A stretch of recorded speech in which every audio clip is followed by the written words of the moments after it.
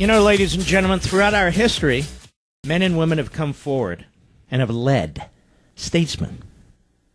Not because they've necessarily been elected, not because they've been around a long time and they've paid their dues or have convinced a majority of one party or another within their caucus to make them leaders, quote unquote. That's not what makes a leader. We've had great leaders in this country, from Washington all the way up to today. The problem is very few of them are in politics or in government. What we really have are the hangers-on, the long in the tooth. These aren't very accomplished people. Is John Boehner an accomplished man? What did he accomplish? What has he accomplished? Mitch McConnell? Oh, I know, vote Republican, they're better than Democrats. I know the argument. And we've all been doing it for years and years and years. But the country is declining.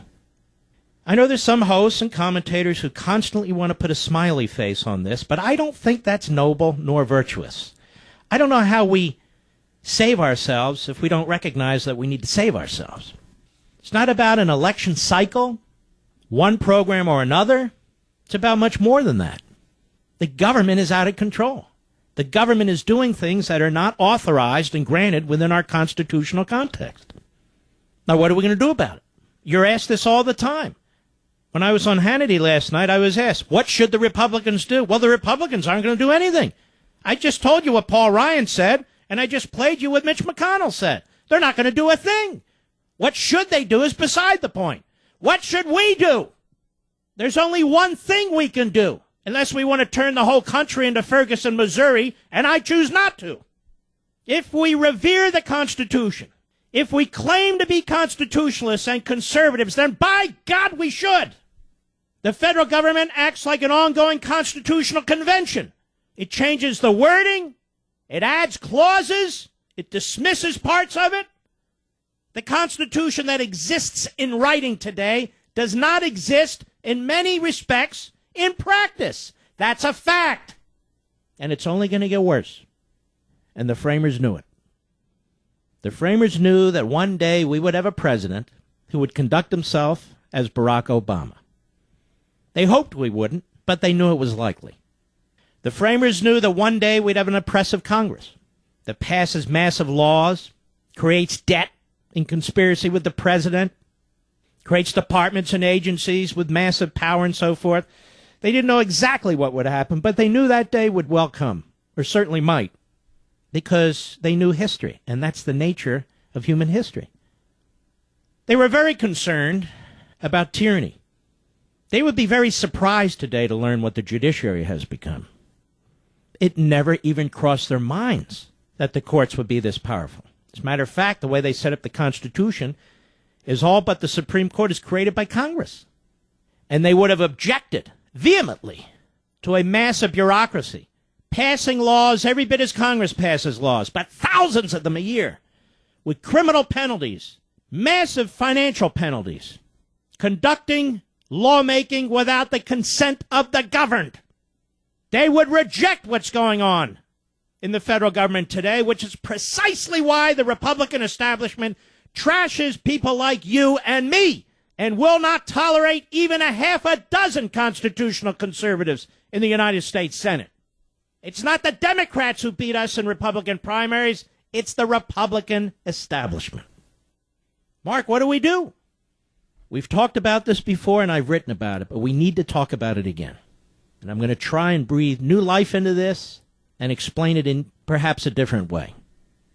Those same men who authored the Constitution, Article 1, Article 2, Article 3, Article 4, Article 5, and so forth, those same men, those geniuses who set up separation of powers, different branches of government, enumerated powers, went back shortly thereafter in the first Congress, gave us the Bill of Rights, things that you and I believe dearly in, religious liberty, protected it, free speech, protected it, freedom of association, protected it, freedom of a real press, protected it, the right to bear arms, protected it, the right to states to have militias, protected it, the right to due process, the right not to have the military at your door, private property rights, the so-called takings clause, and on and on and on, recognizing unalienable rights under the 9th Amendment and state sovereignty under the 10th Amendment.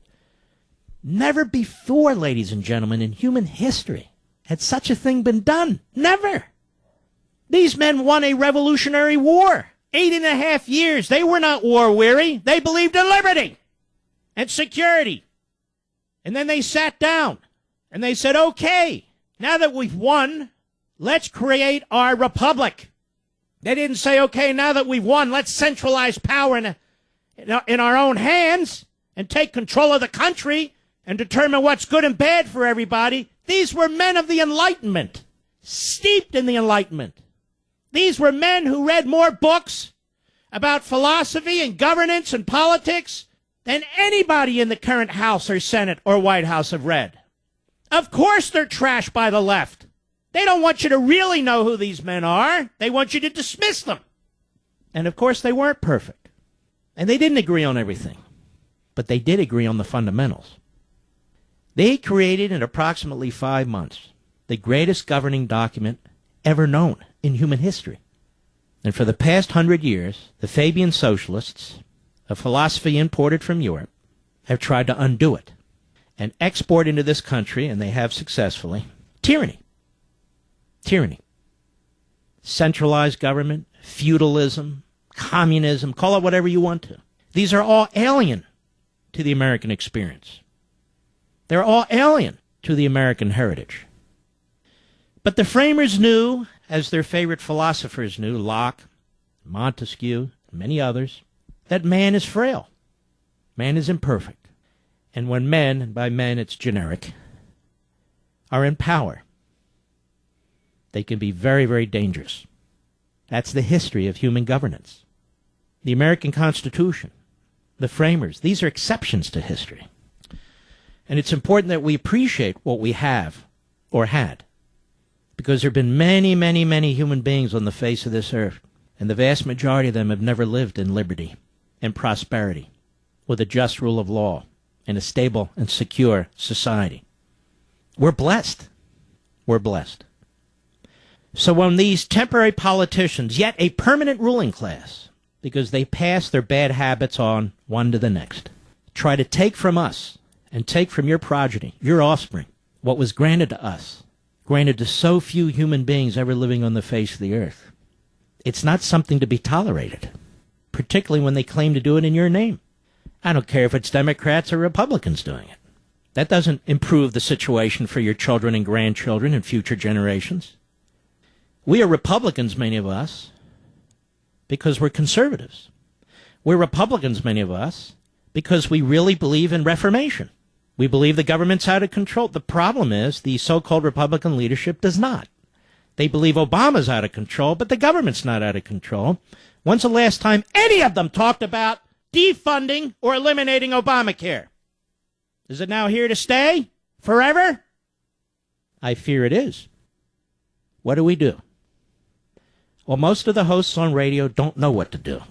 So they say, call your members of Congress. And at times we do that because there's a piece of legislation we want to address, and they tell you to vote. And certainly we do that, too, because it's important. But it's not going to save the Republic, what's left of it. It'll slow things down, but the Republic is now on a rote path. America will exist. It's just that our system won't exist. Article 5 of the Constitution is every bit as important as the rest of the Constitution, except more so. Isn't it ironic that the most important part of the Constitution, the part I'm focused on, has never been used? Isn't it ironic that the most important part of the Constitution is either rejected or ignored by every think tank I just mentioned? Every conservative so-called outlet that I just mentioned? Isn't that remarkable? There is a way out. There is recourse. And if you don't agree with the recourse the framers provided, then you're really not a conservative. You're certainly not a constitutionalist. You're a fearmonger and a scaremonger. And I'm happy to debate this with any conservative in the country, or libertarian, or anybody else for that matter. Here's what Article 5 says. The Congress, whenever 2/3 of both houses shall deem it necessary, shall propose amendments to this Constitution, or on the application of the legislatures of 2/3 of the several states, shall call a convention for proposing amendments, which in either case shall be valid to all intents and purposes as part of this Constitution when ratified by the legislatures of 3/4 of the several states or by conventions in 3/4 thereof, as the one or the other mode of ratification may be proposed by the Congress. You'll recall we had state ratification conventions for the Constitution originally. So what the framers are saying here is, well, you can do that or the state legislatures. There is no possibility whatsoever that you could have a runaway convention. None. Because you require 3/4 of the states to ratify. In fact, what we have now is a runaway federal government with a runaway Congress and a runaway president and so forth and so on. That's where the runaway is taking place. That's where the unending constitutional convention is taking place. This isn't a constitutional convention. It's a convention of the states. Madison makes that abundantly clear, that this is a process for dealing with issues within the constitutional context, not abolishing the Constitution. Mark, what would stop the states from abolishing the Constitution? The states. What stops the federal government from abolishing the Constitution? The states.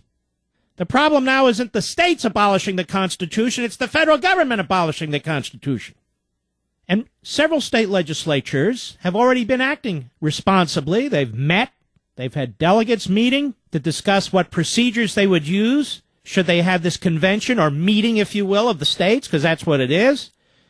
How the delegates would be chosen, how many there would be, what their mission would be, how the state legislatures can remove any rogue delegates who decide to go in some radical direction or something of that sort. It's a very responsible, methodical, rational, constitutional process. And yet, the very people who are destroying our Constitution say that this will destroy the Constitution, when in fact it won't. In fact, it can't. Well, Mark, what about the Second Amendment and our gun rights? What about them? Well, what if some state proposes it? You don't think there's 13 red states to stop it? There's 30 states to stop it. And then I get that contrary argument. Well, this is too hard to do. Let me tell you something, folks. We haven't even tried in any serious national way. But I want to tell you state delegates and state senators out there something. You have an obligation under Article 5, under our federal Constitution. You have an obligation, a duty to act. Because the state legislatures acting collectively, ladies and gentlemen, have more power than the federal government. Think about that. Under Article 5, which is why it's attacked by Democrats and Republicans alike, by phony pseudo-conservatives and others, most of whom are based in Washington, D.C. They can spit out all the think papers, white papers, think tanks, whatever they want. But the fact is, the country is unraveling. And the framers gave us a way out. And they have no way out. None. That's why hosts simply tell you to go vote or call your member of Congress. You should do all those things. But you need to do much more. We have to do more. It's not enough. But that's why the political parties oppose this. That's why the media rejects it. That's why the activists for the left, for a fundamental transformation and mutation, oppose this. You ask some conservative who claims to be a conservative why they oppose it, and they'll say, I want a runaway convention. That tells you right off the top. I don't want a con-con. They have no idea what they're talking about. And they're spewing liberal pablum, claptrap, that was used about 40 years ago to block a balanced budget amendment that actually almost got through to the state convention process. Do you think Dwight Eisenhower would support a radical process? He supported this process. Do you think Milton Friedman would support a radical process? He supported this process. Everett Dirksen, those of you who are old enough to remember, those of you who are not can Google it, a moderate Republican, but a great statesman from Illinois. He supported the process. But more importantly, the framers of the Constitution did. Are the politicians today smarter than them? Take a little bit of time to take a look at this, to see how you can save your country by pressuring state delegates and state senators at the state level, by running for state delegate or state senate, by insisting that they support this process. Otherwise, there's no recourse.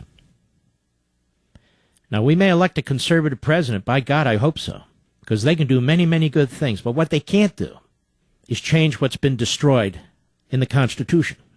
They can't do that on their own. And I explained that in the last chapter of the Liberty Amendments. Even Reagan couldn't do it, one of our greatest presidents. And that's not the job of a president. That's the job of the state legislatures. That's our job.